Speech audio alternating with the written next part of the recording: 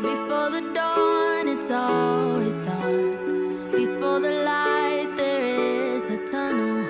Before you run, you gotta stumble. Ooh. When you fall in love, but it don't work out.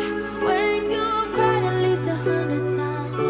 When you feel so stuck, but you can't get out. Just remember, there will come a day when it all works out, and you didn't even have to try. You will find a way if you hold on now and remember that the only way is up from here.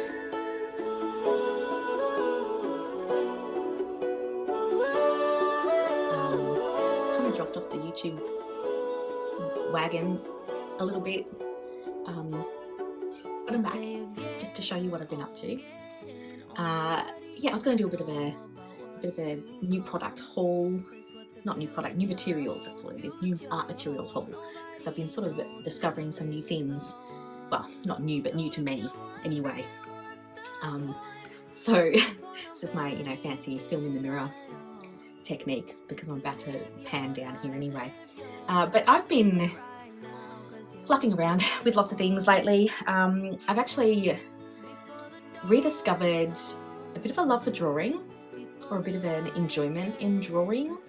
Primarily I'm a painter, but I have recently been exploring drawing and buying more drawing materials and sort of combining mixed media, so combining drawing with painting and making it a part of my process. And yeah, it's been really fun actually to sort of get my hands dirty. And a few of the materials that I'm using are something that I don't use a lot of. Things like charcoal, soft pastels, some ink, some graphite. I don't use that stuff a lot, so this has kind of been really fun. But anyway, I've got some stuff down here. I'm going to talk about it. So this is just one of the drawings I've been doing recently. What I've actually done, I have a pet peeve for chalk pastels. I've used to use them a lot when I was younger, but I've always hated that chalky sensation. So I've kind of like avoided using them for quite a while now, but I feel like I need to have a soft drawing implement, and there really is nothing better than chalk pastels and soft pastels to do that. So I ended up going out, and at first I wasn't sure how long this hyperfixation would last. So I actually started with just these cheap, what are they? Mungio soft pastels. They sell them individually and in sets. I can't remember. I think this was a set of like earth colors that I bought, and then I used them for a while, and then of course needed more colors. So then I decided that, okay, maybe this is a bit more than a fixation. And so I then went and bought a few, sorry, get that in focus. Where is it? Art Spectrum. Sorry, I'm trying to get it. There we go. Some Art Spectrum soft pastels. Just in a couple of colors. Like I got some blues. Most of the ones in this Mungio set were sort of earthy colors. So then I just bought a couple of colors to complement that. I think there was a packet of 12. Was, I think, less than $20. And then these are about $5 or $6 each. So I didn't get too many of those. But I've also rediscovered the Art Graph. These are water-soluble graphites. Again, I've had these for about 3 years. I don't know, I just never really used them much, but I'm getting back into it and using them more. So I've gotten those. And so these here, sketches, this is like watercolor. I'll talk about these pens in a minute too, but I've been doing just on like not expensive paper, but just like, starting off with some watercolor washes and adding in, pastel marks and drawing marks on top. And it sort of gives like a whole different energy. I'm sort of treating these as studies that, I'll probably make a, paintings of. That was a like 15-minute self-portrait that I did. But I have also been doing these on these lighter sheets. I got like where is it? It's underneath. There it is. sorry, I'm jumping all over the place here. Spectrum classic drawing pad. So this is 200 GSM, but there's like 30 sheets, and it wasn't really that expensive. I think it was about $40 maybe, but it's quite big sheets. So A2, because I was feeling a bit restricted with the smaller size, so then I got the bigger sheets, and so then I've been doing more sort of detailed expressive. So this is actually a combination. It started out with just the like a charcoal sketch, and then I added some graphite and some soft pastels, and then I actually went in and added a bit of acrylic on it as well. This is just the view out of my studio window of these freesias that I've got growing. So I've got that one. This was a one that I kind of ended up finishing a bit, or not really finishing at all. I kind of got distracted or something. I don't remember.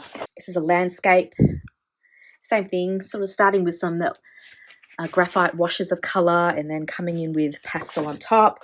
I've also been doing some life drawing again as well. This is my son. He had a day off the other week and I made him sit there for me while I did some sketches. So this is just a 10-minute charcoal and graphite and pastel sketch. I think that was the first one. This was the second one. Again, this is another 10 minutes, which is about as long as he can sit still. He's, you know, typical 15-year-old. He can't stop squirming. So this is as best as I could do in the time. Another 10 minutes. And then I ended up sketching my cat because, you know, my son disappeared. So I think that, again, was maybe 10, 15 minutes. This is like a bit of acrylic paint on top. This was a longer one. So this is probably 20 minutes. Started with the graphite, you know, this stuff. And then pastel over the top. A bit of watercolour, a bit of acrylic as well, because I lost a lot of the whites in him. So I came it back and put acrylic back on it again. And then, yeah, this was another quick one. This is like less time, maybe 10 minutes. Yeah, I'm really just enjoying being free and loose and drawing stuff again. And it actually all started when I stumbled across some stuff, some new pens, water-soluble pens online. Let me just jump up to my desk, hang on.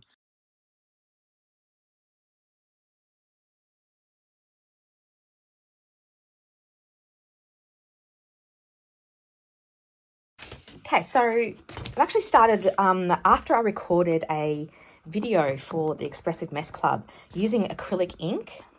This was like the little demo that I did. This involved like quite a bit of drawing and washes and building up a colour too. And I really enjoyed doing this. And this one as well. And just at the same time I was doing these, I discovered these. Come in focus. No, I'm going to have to put my hand behind it. These are the Zig Clean Colour Real Brush by Kuratake. I saw these, like, again, I've had these for probably 4 or 5 months now. I bought like a set that had these really beautiful muted colours in them, and I was using them in my sketchbook, and then I started using them larger and incorporating them and incorporating more drawing marks into my sketches. I don't know what I've done with my sketchbook at the moment, but this is similar to what's been in my sketchbook lately. But yeah, sort of drawing. Oh, hang on, here it is. Wait. Sorry, I just found it stashed underneath all that stuff. Here we go. So all this stuff here, it's all a combination of acrylic ink and these Kuratake markers. So yeah, this was like last month. And so I've been really enjoying coming back over and creating these lines and marks and drawing on it. So that kind of then fueled the pastel and wanting to move on to larger format stuff with more drawing implements. So the soft pastels. So yeah. So again, this is like, it's got a bit of acrylic on it too. This is actually Posca. And I'm just layering and playing around with stuff, but essentially just enjoying the process of drawing again, which is something that, you know, again, when I was a younger artiste, I did draw quite a lot, and I kind of, you know, switched over to painting. But now I'm being inspired to draw again. Just, you know, all these like marks and, you know, playing around with colours. I think that's all. I know there's some more. This is just a really cheap sketchbook that I actually got from Teemu. A lot of artists, and I know there's like quite a few artists out there that test and like product test Teemu products. So I actually buy a lot of art supplies from Teemu because they're quite cheap, and honestly, they're not that bad for like, I mean, it's nothing that I would use in a finished painting that I was going to sell, because I don't know what the light fastness or archival quality is like with these things. But sketchbooks and, you know, textures and markers and things that pencils and stuff, you know, I don't care if they're going to disappear in a couple of years, especially if they're in a sketchbook, because it's all closed up anyway. So yeah, I've got some of the things I'm going to actually show in this video I actually got from Teemu. So I'm going to just, yeah, show you what I've been playing with. Anyway, back to these. So this is actually, sorry, I'm a bit of a jumble today. This started my Teemu order for pens like this. So this set here was actually quite expensive. I actually had to get these from Japan. I couldn't order them in Australia. And I think it was about $60 for this set of, I think it's about 20 or 24. It's a special set, mainly because the colours are more muted. But these are available in like heaps and heaps of colours. They're water-soluble ink, really. And you can draw with them and then, yeah, wash water with them. And yeah, they come in like heaps of different colours, but this particular set here had really muted colours in them. But on Teemu, this is where my Teemu is coming. Over here, I recently had an order. I found these sets, which were, I think, $6 a set, and they look very, very similar. Water-based twin marker. This is actually just got like a twin on it. The other ones don't have like a finer thing. But the size of the brushes and, you know, the brush in it looked very similar. So I got 3 little sets of those. I haven't opened them, haven't tested them yet, but I might do that in this video. Again, about $6 Australian each. Again, no idea like about light fastness or anything like that. But I thought I'd have a look at those. Another thing that I found on Teemu, and that I do buy on Teemu quite a lot, is actually colour wheels for my teaching classes. And I found this little pack of like cards that have colour theory stuff on them. Hang on, let me just open it up. So it has these like colour wheel things on it and little, you know, guides for how to mix colours, which are things that my students are asking about all the time, like a triadic colour scheme. It's got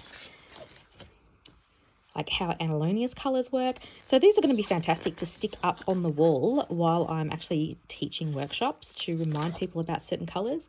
Like just basic colour theories. They're just little cheat cards. So that was a good find. Another good find on Teemu that I see a lot of artists using is this brand of watercolour paper. It's called Bahong Pure Cotton Watercolour Paper. I've got this size. I've got heaps of them. These are really great. Like the quality of this paper is actually amazing. It's 300 GSM. It's 100% cotton, and it's really good quality. And it's actually not that that pricey. So I've got that. The first thing I'm actually going to do. Oh, I also went to Officeworks today and picked up some more acrylic inks and some brushes and stuff. This, once again, Claire is jumping all over the place. This I bought from Officeworks. Officeworks, for my American friends, is basically just a giant stationary office supply store. But I was looking for something to take these outside because I want to take some of these on location and actually sketch in, you know, on plein air. And I was like, this is a bit awkward to take with me. So I was looking for something that I could actually put this stuff in. And I found this. It's just a stationary case. They had really thick ones, but I actually got this one because it's thinner. And my theory is that, yes, perfect. These will fit in here. I can also put my pastels there, and if I have judged it correctly, yep, I can close it and put it in my backpack. Sorry. And nothing is going to spill out anywhere and get wrecked. And I can also use, pop it back open again. this as a palette because these are water soluble. So you just add water and I can mix them up here. How good is that? This was about $5 and it just happens to be the perfect depth for these little cork things that these art graph come in. But even if you didn't have this little holder, you could just sit these in here flat because it's so narrow, they're not going to flip around and break. So now I can put all of my pastels and stuff in here. I could probably fit fit 2 brushes here as well, like just watercolor brushes, maybe even pencils. Pop it all up and take it with me. Sweet. But yeah, I'm getting distracted. I'm going to test those Teemu pens. All right, let's do some swatching. So, actually noticed recently a few other people on YouTube that I follow have been playing around with these. Omar Wynn and, oh my God, her name has totally gone out of my head. I'll pop it here. She's another amazing sketchbook artist who was actually gifted some, had tried these recently as well. And that's reminded me again that I had them. Like, I've had these for a while now. But yeah, so if you're looking for some more sort of in-depth reviews of these Zig color brushes, go and check out their YouTube videos. But what I'm going to do is compare them to these that I found. So, for example, the Zigs are... there is a brush tip. It's actually, the good thing about these is it's actually a brush. Now, I'm not sure, I'll have to see when I open these, but it's not like a marker. It's actually like a fiber brush. So you can make like really thick lines. You can make thin lines. You can sketch with them. And let me just get a, hang on, sorry, I'm trying to find a watercolor brush. Go on. And because they're water soluble, of course, you can add water and blend them out like that. This light blue is probably not the best example because it's a bit of a pale colour. Let me get a darker colour. It's better. This is like a really nice purple. There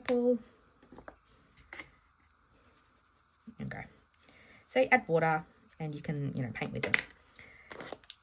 And then once that dries, you then sketch over it again.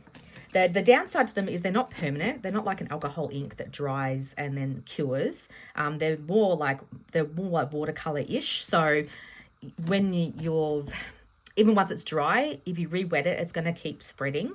That's the only annoying part about them. I wish they were more like acrylic inks where they dried and you could layer them, but that's not what they're like. But anyway, so these ones, I found on Teemu, and they look to be very similar.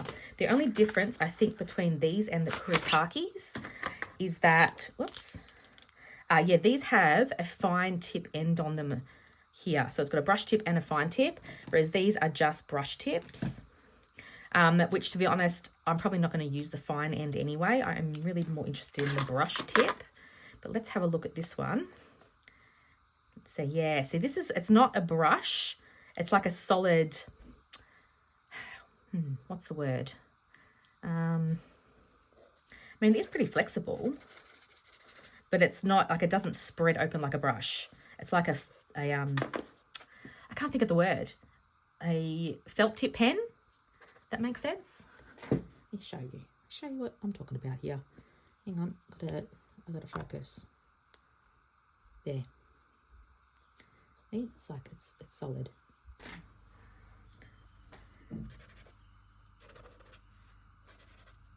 Okay, not quite as juicy either. But let's see what happens when I add some water.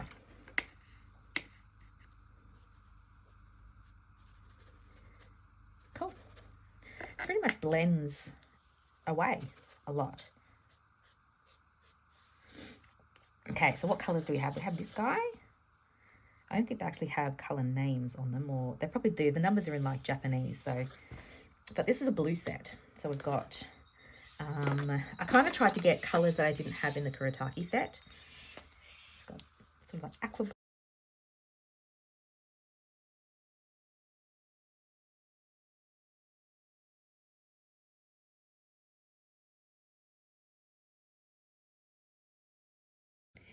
So look, comparison wise, they're okay.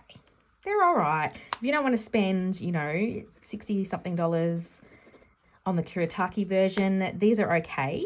The downsides are that the colors of the ink don't match the color of the pen. So you can see the Kuratake, the color of this bit looks very similar to what the actual color is, whereas this one looks like a similar kind of, you know, dirty green, but it's actually a really bright green, which is not represented by that at all. I also found that in this set, there's like, these two are different pens, but they're exactly the same color. Same with these two are different pens and almost exactly the same color. That's slightly cooler. I think that's the same color as that. Again, these two different pens, almost exactly the same color. So even though there's like 6 in each little pack, some of them are doubled up with the same ink. But besides that, hey, look, they were, you know, I think $6 each, maybe even less than that. I can't remember exactly, as opposed to, you know, $60 or $70 for the Kuritakes. So if you're on a bit of a budget, they work exactly the same. You know, you add water to them and they blend. I feel that they're not as juicy as the Kuratake ones. They're quite very sort of pigmented. So, you know, you can spread the color out quite a bit, whereas these ones aren't as pigmented. But then same with the Kuritakes, I find that some colors are stronger than others, and the longer it sits on the paper, the less it like moves. So because you can see that, like, even with these two here, this, you know, that's way more pigmented than this one, and it's like spread more than what that one did. And they're both Kuritakes. But anyway, I digress. Some other things I'm going to test out today are some new colors of some acrylic ink that I got today. So I got a couple of pinks. I don't use a lot of pinks, so I bought some. So we have, these are Amsterdam acrylic inks. I've got quinacridone rose, which is a really pretty pink. I've got light rose, which again is I wanted some more opaque colors. And this one is Naples yellow red light. So I've got some pale pinkish colors, so I'll test those. And I also got 2 Eco Line. These are actually not acrylic inks. These are actually liquid watercolors, so they do move around once you put them down. But I have, what color is this one? Where does it say the color on these? I don't know. It's 676. I don't know if it has. Oh no, it does. Grass green. Okay, so we've got grass green, and I think this is gold ochre. I was going to say burnt sienna, but it's gold ochre. So what do they look like? I can probably just put them on in the corner over here. So I know I've had this color before. I use this quite a lot. I know it's a really nice opaque color. It's good for sort of layering light back on top of something that's darker, because it's opaque, so you can lay it on top of things and it's going to cover over. So I know I've used that before, so that's why I bought that one again. This one is quite opaque as well, so it should be able to go over the top of things pretty easily too. Just get a bit of water. Yep, so that's good. It's a really pretty pink. They're actually really nice together. And this one is also a very pretty color. I got this one purely for the prettiness factor. Yeah, so it's not quite as opaque, a bit more transparent, but that's a really pretty color. Goes really nicely with those greens too. And these Eco Lines, let's see, we've got the gold. I wanted some earthy colors. That's lovely. That's a really pretty color. Wow, that reminds me of Australian sienna, the Matisse color.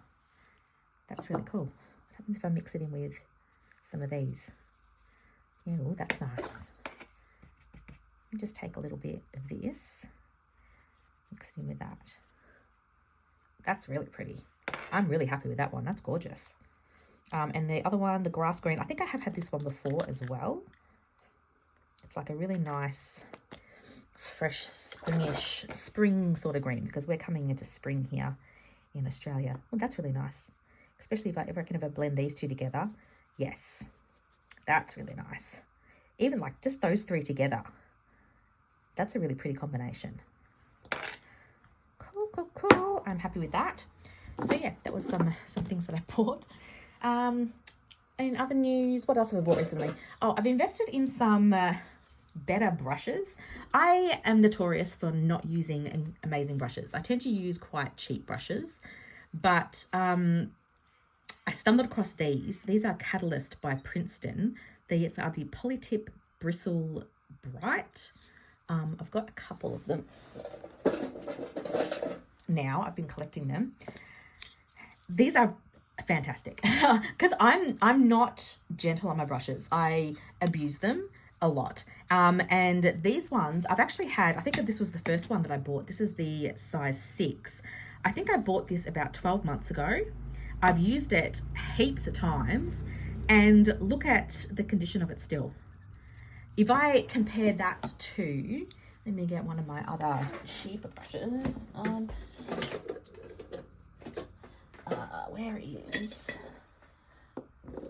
Okay, this is actually a good example.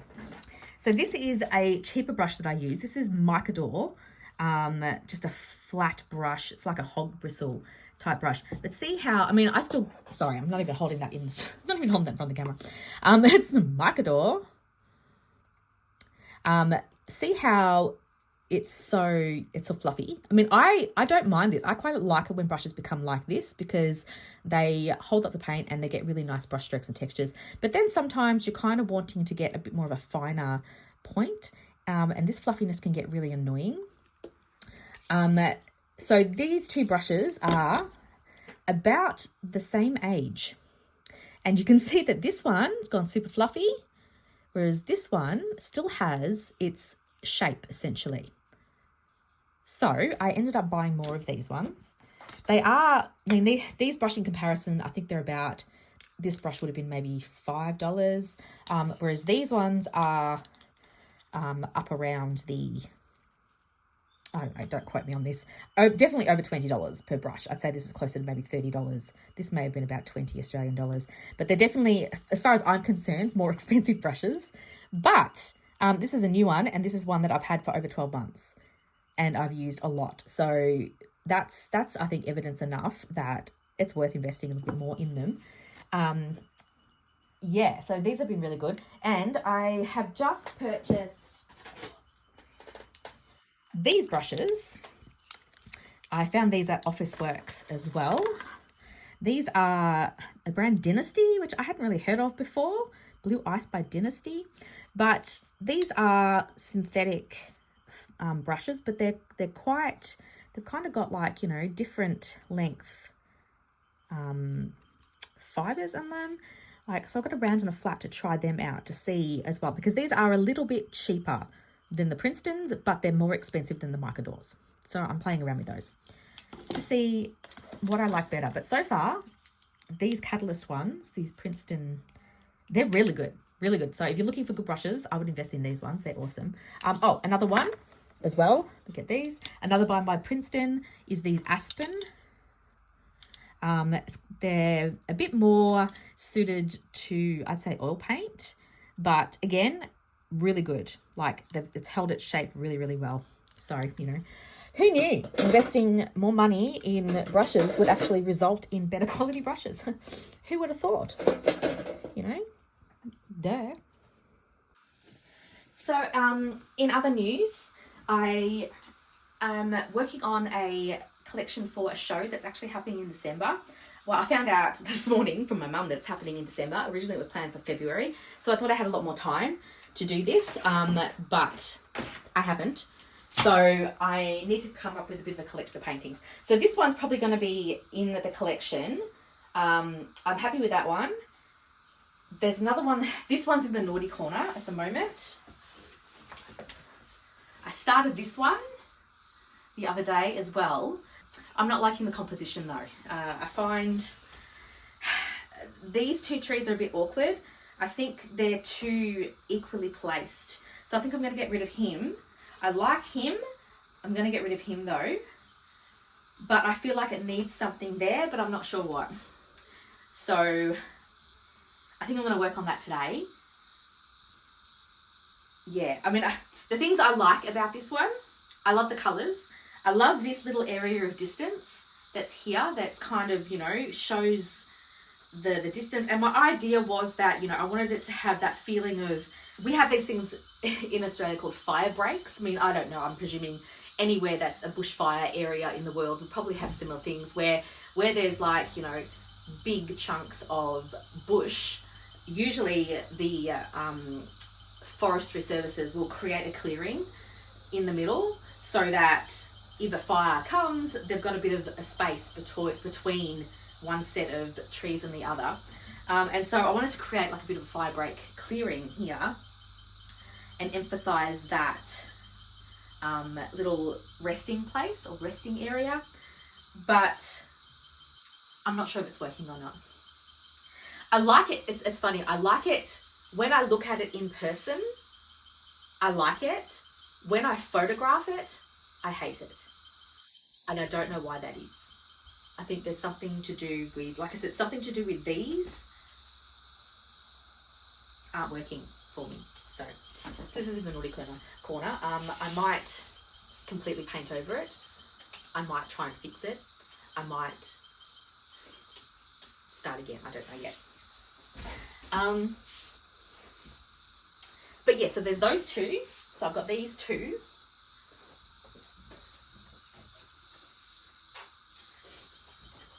I feel like this one would probably fit in this collection. Maybe. This one, no, this was from a workshop. This is a workshop demo that I did. That's not going to fit in with the collection. But I've got 3.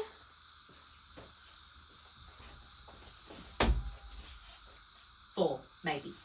I'm not happy with this one though because he's on a thinner canvas and the others are on thick canvases.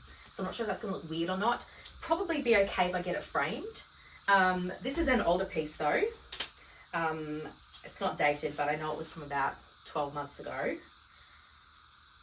So maybe, I don't know, maybe not. It definitely needs to be framed though, because I just noticed that the canvas is actually warped, which is a problem with these thinner edged canvases. They do tend to warp a little bit, so they kind of need to be framed to keep them in place. Whereas these thicker ones, they don't warp as much. So maybe, maybe not, I don't know. So I have 3 potentials in the beginning of this collection. And then I have some blank canvases. I've got 2 that size and another 4 smaller. And I have another this size, unframed. So yeah, I've got plenty of canvases and stuff. But that's what I was going to say. I'm also thinking of maybe including some works on paper of this drawing stuff that I'm doing lately. We'll see how we go. I've only got until the end of November. It's the 21st of October today when I'm filming this. So yeah, I should probably get a bit of a run on with those. But in my defense, I thought it wasn't happening until February, but it's now happening in December.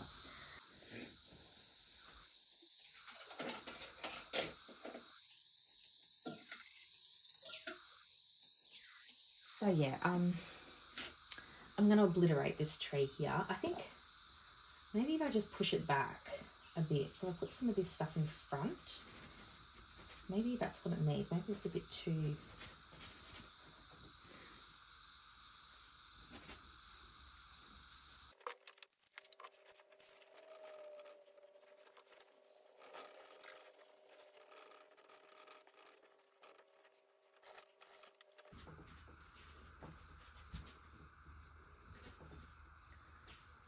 Maybe it just needs, I don't know, maybe it just needs a different colour.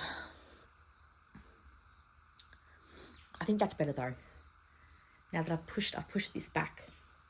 And so now this tree is the focal point, and I think that's better. I think that works a bit more in line with what I'm trying to get at.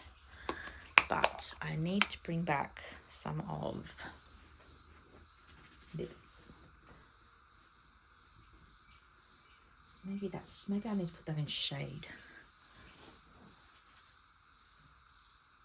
See, I'm not working from a reference, obviously. I've got no photo. I'm just making up this entire scene from my imagination. So I kind of need to play around sometimes with logistical, you know, things.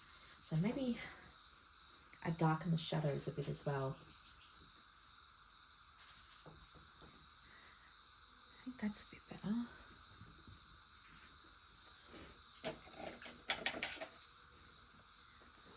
This is another one of those Princeton brushes. This is like a nice little one for doing smaller details and things.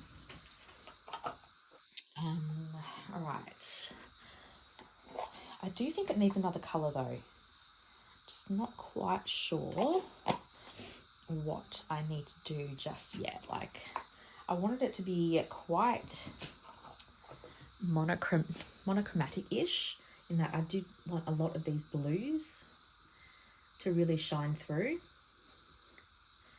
But I'm thinking maybe I need some more of these warmer tones. I think it's looking a little bit too same. Just trying to think what it is that I can put in there though. So I think this helps. Pushing this tree back a bit has helped, definitely. I think I can probably add in a trunk into this one now. How about we play around with colour for that? Maybe I need a darker, let's see, let's get a darker colour. So let's get some magenta, some ultramarine,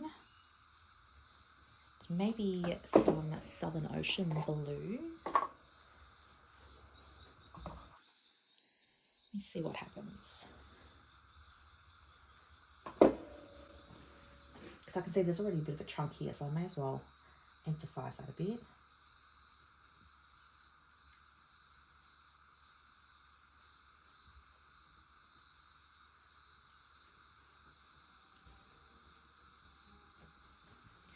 How does that look? Yeah, that's better. There's another one here.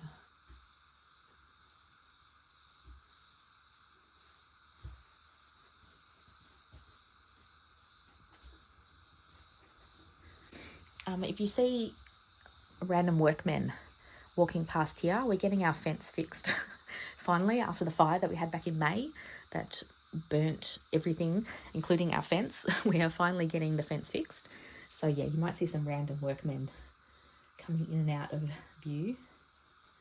Probably thinking I'm a bit of a weirdo standing in here talking to myself, but so be it. I think that's definitely helped. Let's darken up the shadow on here as well. See, sometimes it doesn't need much. Sometimes it's not a matter of, you know, changing a whole lot of things. Sometimes it's just one or two things that need to be changed in a painting, and then suddenly the painting is back on track again.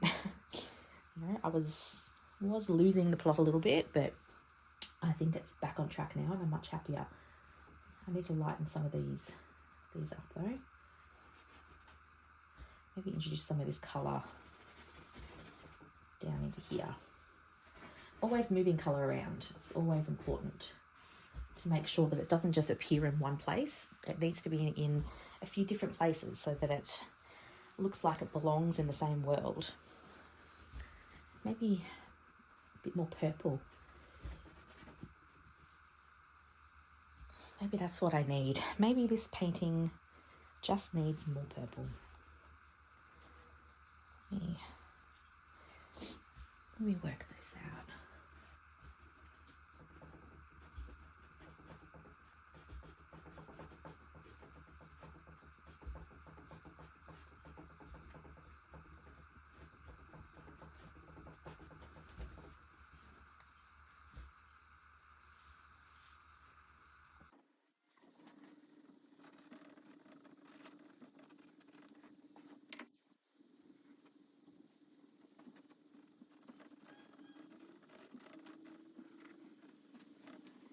I think that's helped so much.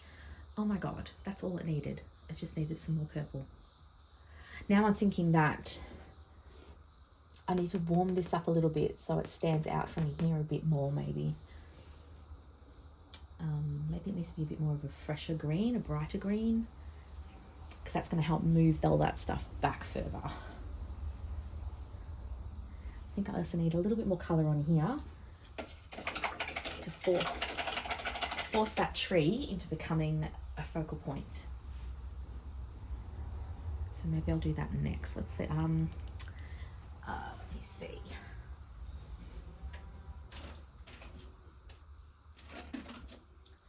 All right, I've got some, because this is a very blue painting. Sorry, it's not in focus. I'm going to play around with contrasting colours a bit and introduce some of this orange. So even holding it up against the painting, it sort of pops out quite a bit. So I'm thinking this is Australian sienna and I've got cadmium orange. Maybe one or both of these onto that tree is what is needed. So let's do that next. All right, maybe some of this first. Again, I'm going to warm up the foliage a little bit. So this is a bit of a mixture of the Australian sienna, Southern Ocean blue, and some white. I'm going to put some of that onto that one too, because I want to sort of get a bit more colour into these.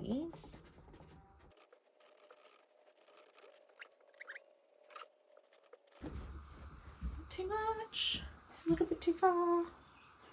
Not sure. Let's maybe knock it back just a little bit. Maybe some, add a bit magenta into it again.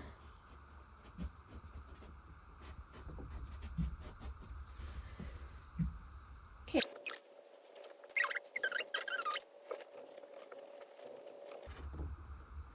I feel like I need some of that elsewhere, but it's better. Let's go lighter. It's a bit more white back in it again. I actually like that now. Yep. Sorry, I'm just talking through my thought process a little bit here. Let's lighten up some of these guys.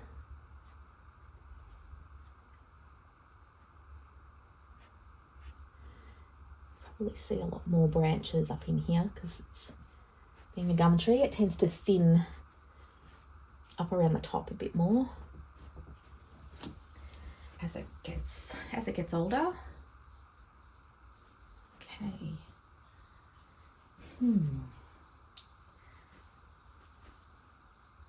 All right. So I've definitely brought more attention to this tree now, which is good. That's kind of what I wanted. Because yeah, having the two here, one tree, wasn't working at all. So now that I've done that, I've broken up that tree and she's a little happier. Now I just need, I think, let me just get a bit of a muted kind of colour. I'm feeling like this needs to be broken up with some light. So that would be, the light's coming from this direction. That's why this is so bright, because it's hitting here and it's hitting up here. So this shadow is from these trees.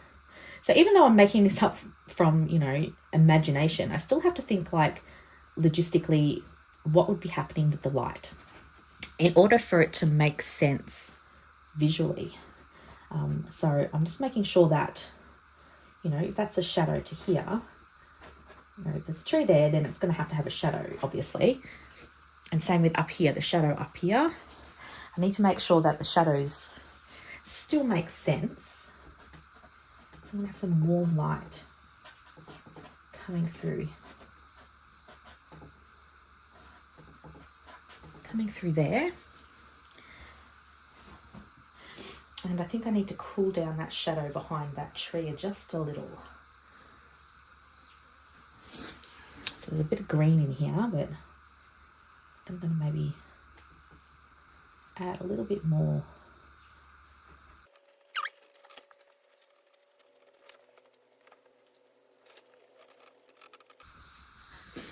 All right, so now the last thing I really need to do is, I think, again, more warmth in that tree. I think that one's okay now, but I think that needs a little bit more. And I think I'm definitely closer to being finished.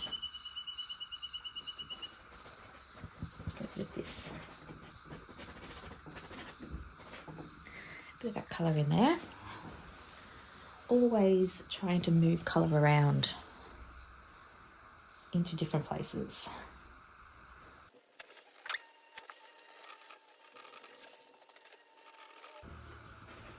That purple has definitely helped. Good choice, Claire. Well done. Big brain. Just introducing some more of it into this foreground area, just so that this stuff is kind of, all these trees and things down here are in front. And so I want them to be here, but at the same time, I don't want them to be super prominent. So all of these warm colours are going to come forwards and these are going to get pushed back a little bit. So I'm just introducing more of those purples just to make sure that visually this stuff does sit closer and not quite as prominent as this area, which is my focal point area. Which is why I'm debating actually whether this tree here, maybe I need to make it, do I bring in more of these blues with that tree instead? Let me think. Look, how about I just do it and see what happens? How about we do that?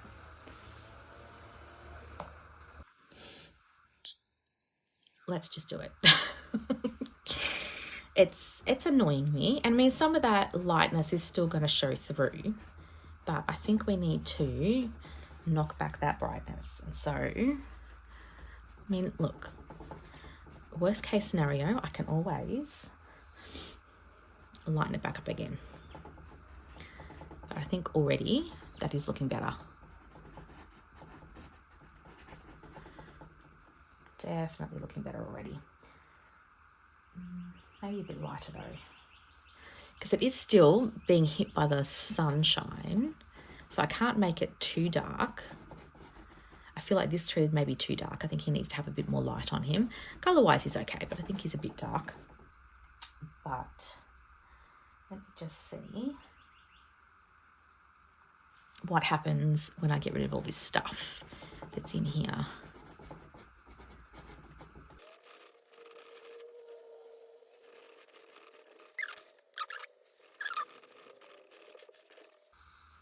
All right, now I'm going to introduce a bit of light up into here. So that. Oh, dear, oh, dear, oh, dear.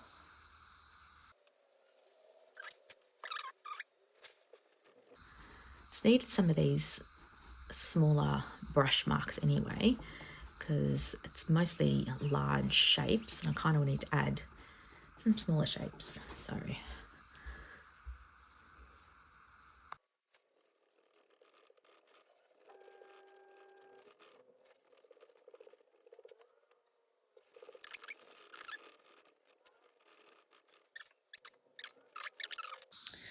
All right, let me just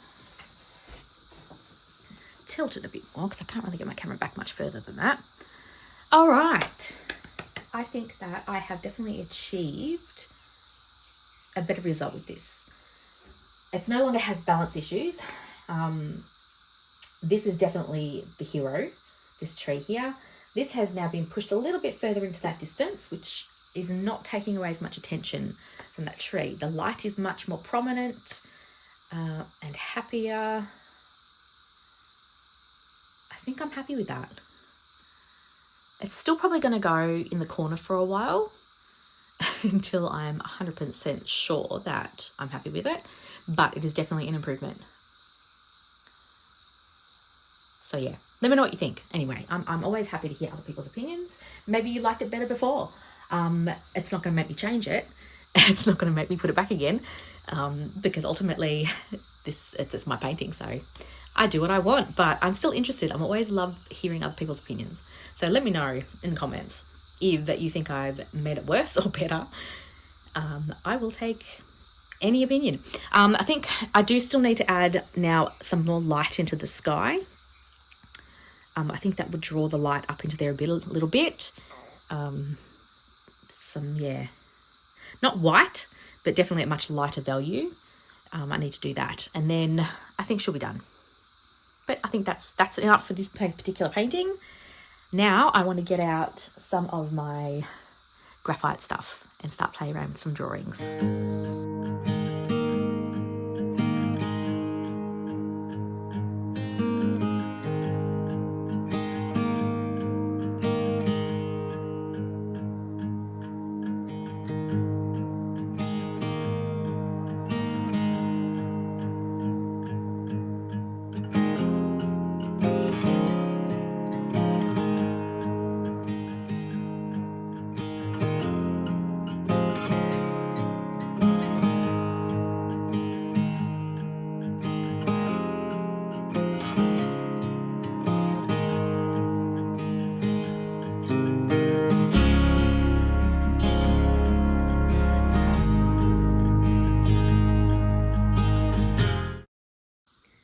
Alright, so before I finish off this video that's been a little bit all over the place, I thought I'd give you just a real sort of, you know, quick and dirty demonstration of how I've been using these Kuritakes and these other brush pens in like mixed media stuff. So this is just a quick wash of inks, so acrylic inks, and some of them are the watercolor ones, just to get down the basic colors and some layout of what's happening. And then you can come in with these brush pens and start to sort of add in details, I guess. But the great thing about them is because they are water soluble, you can come in and add details, like, I want to say bring out texture of the leaves, for example, like that. But if I feel as though it's then too much detail and I've gone too far in that, you know, detail direction, then you can just loosen it up and blot it out with water. So that's what I'm kind of doing. I'm just building up the shadows and areas of interest, and then if I get a little bit overboard, I knock it back with the water. So with the trunk of this tree, for example, I can sort of darken up that shadow that's on this side here. Actually comes all the way up. And they've got like really nice texture to them. Then because they've got the brush tip on it that's actual fibers, it's not like a solid fiber tip like these ones. You can kind of get brush strokes with them, like a brush stroke effect. Let's get some shadows and stuff on this tree, and you can just really build up a lot of really interesting textures. And they've got a very fine point on them too, so when it comes to drawing things like these branches coming out of the tree, you can get a really nice, you know, thick and thin marks and thick and thin lines. And they're just a lot of fun to play around with. So these ones, you know, they're, again, it's a cheaper version, but it's the same deal. It's still, you know, you still can get some nice thick and thin marks and textures. So like, you know, it makes like really nice leaf textures because it's got that brush tip. So maybe like as far as mark making goes, you can be really, you know, scribbly with it, or like really fine and detailed, or you can have more kind of interesting textures and things happening with them and layering them up. And yeah, if you feel as though you go a little bit overboard, or you put something that, you know, where you don't really want it, you can just wash it out and it will sort of, it won't disappear completely, but it will push it back a little bit in the, you know, the, into the, take the detail away. That's what I'm trying to say. Gosh, I'm struggling with words this afternoon. So I'm just going to, yeah, keep playing and layering these textures and things on here. Same with, like, you know, that's really nice for sort of grasses. Can make all sorts of really cool text marks and scribbles.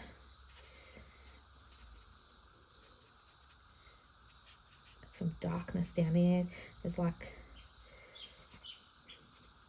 build up a bit of the contrasts with these, because some of these colors are quite, they do appear a little bit darker they come out a little bit darker than what they appear on the pens, but I find that's actually quite nice because then you get some really nice contrasts happening.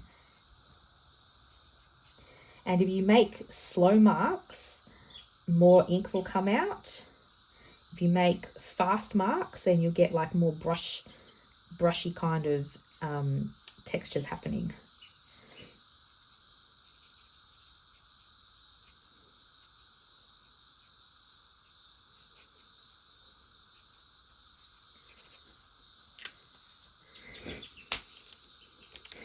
And I end up with like a whole, like, because I keep pulling from my jar, I end up with like so many of these in my hands. Let's get some warmer colours into this tree.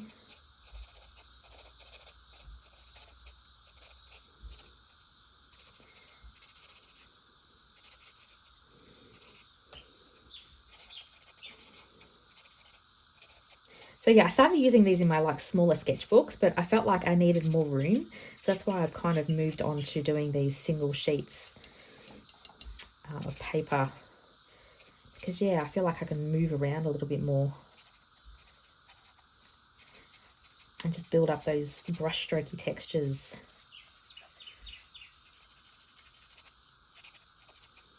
It's spring here in Australia, coming into spring. And so the scenery around this area where I live at the moment is insane. There is just flowers galore.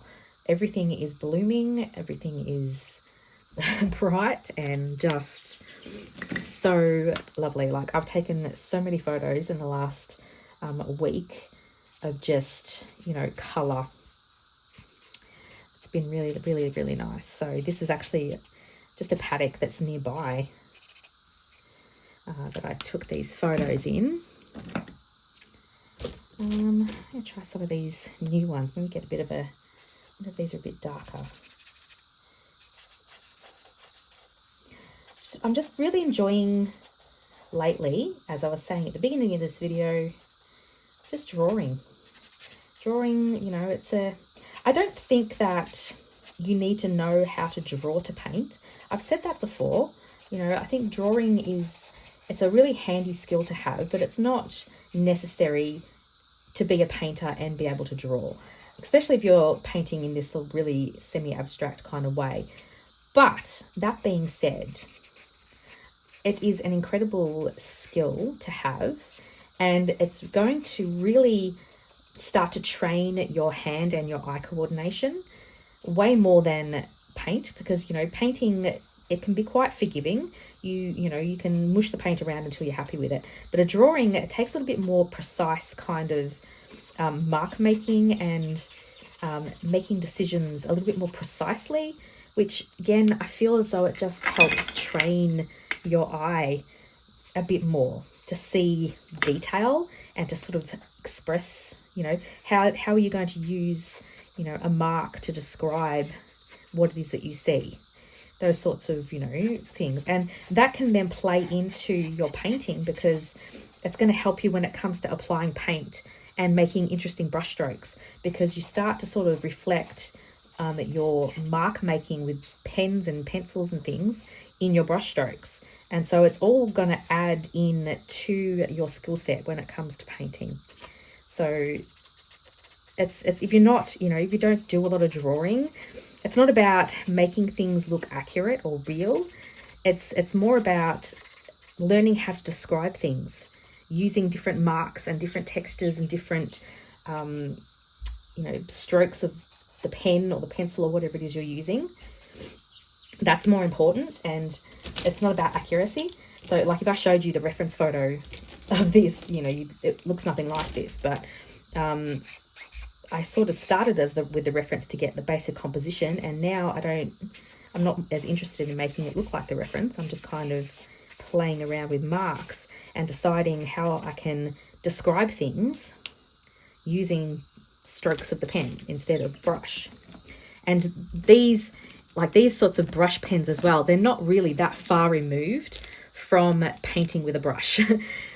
So that's why I find that it's a really good transition from you know, painting to drawing, because these are essentially still brushes, really. They're just in a pen form and the ink is inside them instead of dipping into the ink. Does that make sense? So it's you know, it's not that far removed, that's what I'm trying to say, from actually painting. So let me just put some of these back.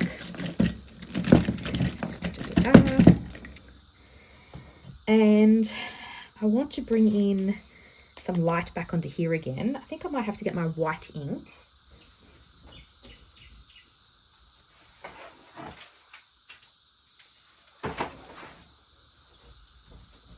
So white acrylic ink is great for when you've gone a bit overboard and you want to sort of pull it back and bring a bit more light into what it is that you're painting again.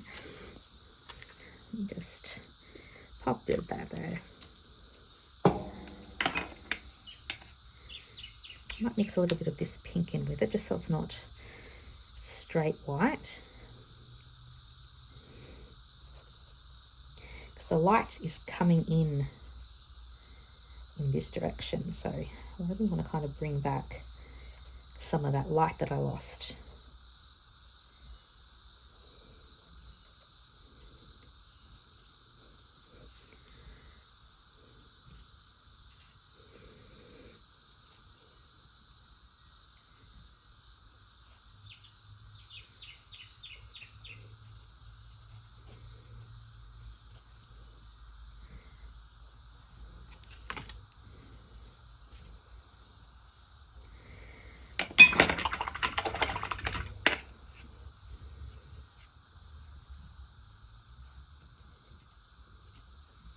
And messy this up a little bit more as well. Being a little bit too precise. Bring some stuff. So yeah, because they're again water soluble, you can mix in other mediums. Like this is, like I said, acrylic ink on top of these water soluble pens. And they work quite nicely together. Watercolor as well will work with them. Just bear in mind that they're not permanent, so they will kind of start to move underneath a little bit, which, you know, you may or may not want. That's, you know, I don't know what you want, but if you want everything to be, you know, to be laid down and stay where you put it, you know, they're probably not going to be for you, because they don't do that. They definitely, you know, move around and blend, but they're very fun to play with.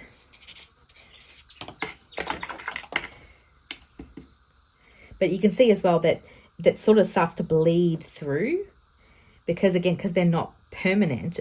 Even the acrylic ink on top of it, some of these are starting to sort of seep into that, but it creates a really nice effect and sort of has this, you know, it becomes almost transparent kind of, you know, things happening.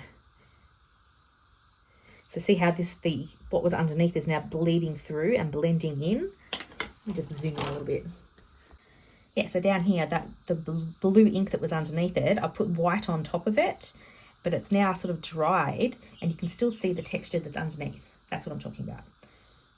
But it's quite a pretty effect though.